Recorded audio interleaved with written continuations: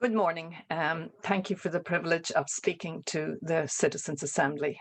I'd like to speak about gender-based violence and gender equality.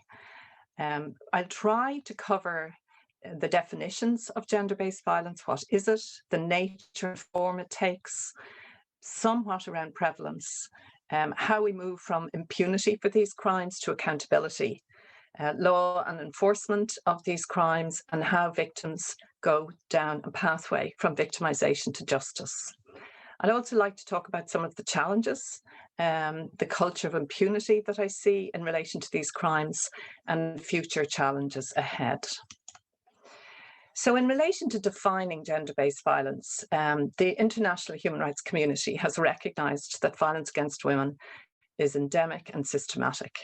Following decades of activism by feminists and the global women's movement in Beijing in 1995, they declared violence against women is a manifestation of historically unequal power relations between women and men, and it is a crucial mechanism to force women into a subordinate position. The Vienna Declaration by the United Nations makes a very important point that this isn't random victimization. These crimes are associated with inequality between women and men, and they entrench that inequality. And as recently as 2011, the Council of Europe Convention, the Istanbul Convention as it's known, said very clearly, gender-based violence means violence that is directed against a woman because she is a woman, or that affects women disproportionately. So if we look at the forms this violence takes, you can see the array, the different forms it takes across the globe. So for the girl child, they have identified female feticide, female infanticide, and female genital mutilation. Rape, sexual assault, male violence against their partners, that is male domestic violence, sexual harassment in the workplace, prostitution and trafficking for sexual exploitation are named within the human rights community, all as forms of gender-based violence. There is an increasing recognition that not all girls are equally at risk, that the intersection of inequalities, in other words, between gender and other forms of discrimination, including poverty, race, ethnicity, and disability, impact upon the risks and vulnerabilities of girls and women. In relation to prevalence and extent, we have some figures across Europe that are generally accepted that 1 in 3 women to 1 in 4 women will directly be victimised by sexual violence and or domestic violence, as it's called. And this would be similar to the prevalence figures that we have in Ireland. But I would make the point that gender-based violence and sexual violence has a bit wider impact in that it impacts on the lives of girls and women in relation to their citizenship and their freedom in terms of movement and how they live their lives. In relation to the nature of gender-based violence, I think it is important to examine what do these forms of violence look like, but also what is the nature of them. So as we saw in Vienna, they clearly see that this isn't random. It's systematic, it's intentional, and it's targeted. It attacks the bodily and sexual integrity of girls and women. It very often is sexually controlling, but almost always sexualized and sexually abusive. I think there is a recognition after many years of testimony and research that these forms of violence cause unique and profound harm. Men experience domestic abuse, and that should be recognised and responded to. But it is important when we're talking about gendered violence to realise that male domestic violence is known to result in serious injury, sexual assault, post-separation violence, homicide, and familicide. We also need to recognise that boys and young men in particular are victimised by sexual violence, but this is primarily inflicted upon them by other men. So it remains a gendered form of abuse. On a very positive note, in the last decades, we have moved hugely from complete impunity, legal impunity in relation to these crimes, to criminalisation and accountability to some extent. So in Ireland, as in Europe, we have decades of legislation now in the area of rape, sexual assault, sexual offences, domestic violence and female genital mutilation. It is important to recognise the major shift in recognising these as crimes against the person, even when they're in the family, because that, prior to these decades, was not recognised. A challenge, which I think the frontline services here today will talk about, is the incident rate. So the number of people victimised and experiencing these forms of crimes, the level of disclosure, the gap between that and the level of disclosure, reporting to authorities, attaining protection and justice, and accountability for perpetrators. That is a long journey. And I think the experts here will talk about how the systems change needed to ensure those pathways to justice. So, yes, in relation to legal impunity, I think we've moved a huge, we've progressed far. But in relation to cultural impunity, I think we have a long way to go. Because laws, they're not just punitive, they are declarative and normative. And by that I mean they declare that a society has seen these as unacceptable and therefore illegal.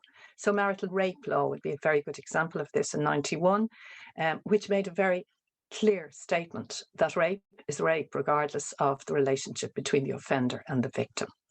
But I think normative change takes longer.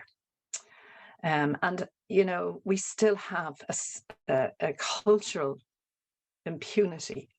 As long as victims remain silent, fearful, they experience shame and stigma, victim blaming, and often collusion with the perpetrators. So we still hear questions like for domestic violence, why did she stay? In relation to rape and sexual assault, why did she go home with him? What was she drinking? What was she wearing? So the focus becomes on the sexual behaviour of the victim, not on the actions of the perpetrator. And you see this with defence lawyers in rape trials, where they draw on this narrative to justify what the perpetrator did. For example, a barrister lifts the underwear of the girl in the trial to suggest that she was going out looking for this and that she had consented to what had happened to her. So I think as long as those myths are there and that cultural immunity is there, it will impact in relation to legal impunity. So what are we for? And I think it's always worth, when you're working as long as I am in violence against women, I think it's really important to talk about what we're for. And what we're for is simple: women's right to bodily integrity, sexual and reproductive autonomy, and sexual identity. The right to be free of unwanted sexual intrusion, sexual control, and sexual violence. And what we all want are relationships based on equality, mutuality, reciprocity, respect, and negotiation of meaningful sexual consent. So what are the, I would say, threats, obstacles to this? The last 14 years I've spent working on prostitution and trafficking, so I really think the commercial sex trade is a threat to all of these principles. The prostitution sexual contract is the antithesis of what we've just talked about.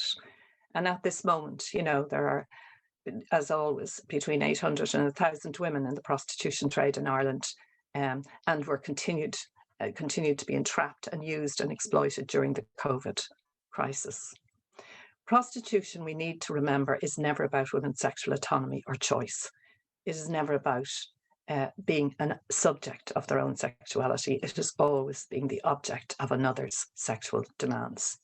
We need to reject the term sex work, which legitimizes and normalizes this form of gender-based violence. It is profoundly harmful and highly privatized.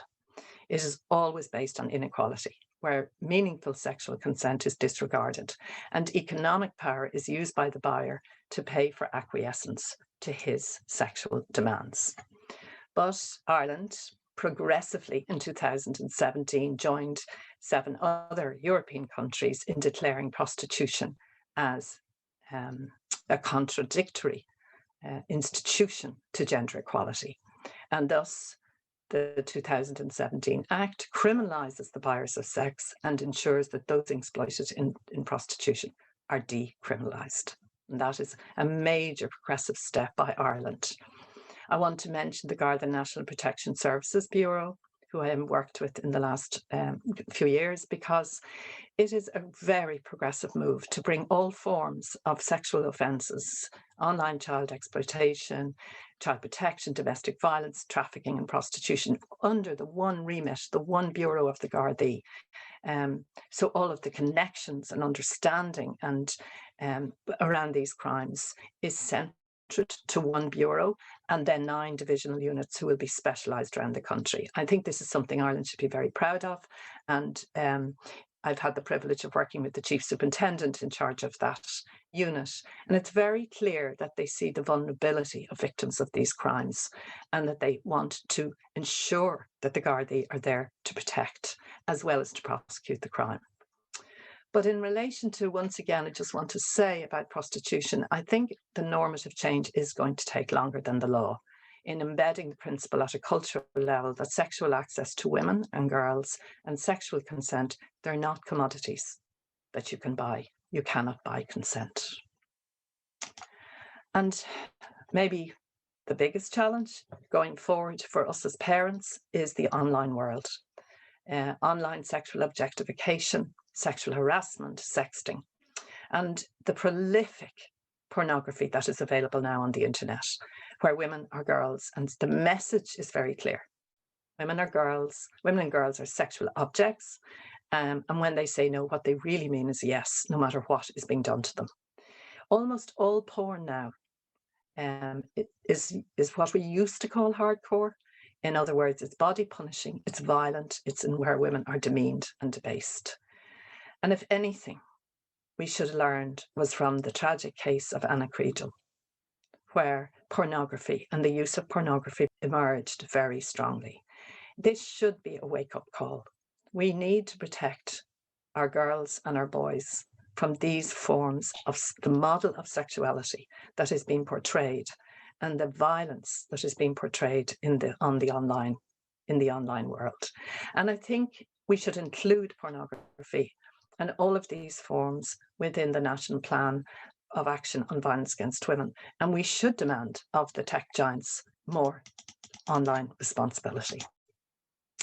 So to go forward, I think we should look for transformative change, not just, in many ways, reducing violence against women, as I said, but seeking to eliminate.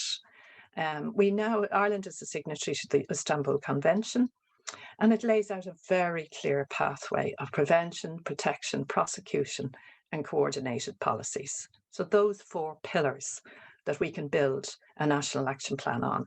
It promotes substantive equality between women and men, and it aspires to create a Europe free from violence against women and domestic violence, and not just reduce it. And finally, I suppose for Ireland, I think it would be, a measure of progress to insert a clause in the Constitution which makes gender equality a value of Ireland and recognises all citizens as equal. Gender-based violence doesn't just affect girls and women. It casts a shadow on and diminishes us all, women, men, girls and boys. So I would like to see our national strategy on gender-based violence reflect the optimum, not the minimum required, and make it truly aspirational and hopefully inspirational. Thank you.